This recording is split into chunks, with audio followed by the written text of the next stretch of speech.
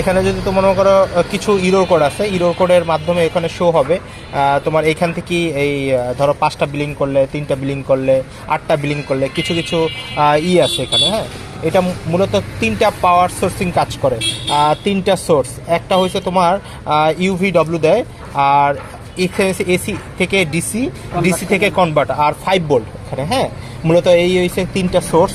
ঠিক আছে, তাহলে আমরা পাচ্ছি এসি 220 ভোল্ট।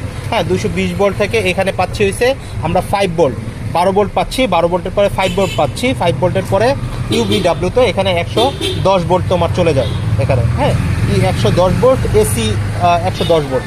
যদি ডিসি ব্যবহার করে ডিসি, ডিসি 110 ভোল্ট। ঠিক আছে, এইভাবেই আসলে আমরা এই কম্প্রেসারগুলো চলে, এই যে তোমার ইনভার্টার যে কম্প্রেসারগুলো চলে এইভাবেই চলে।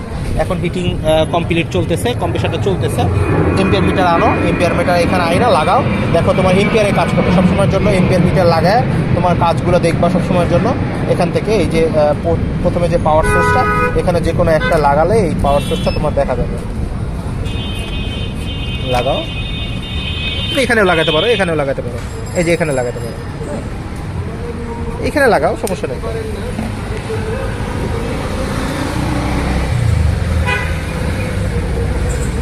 কত হচ্ছে? 0.7 এম্পিয়ার নিচ্ছে ইনভার্টার।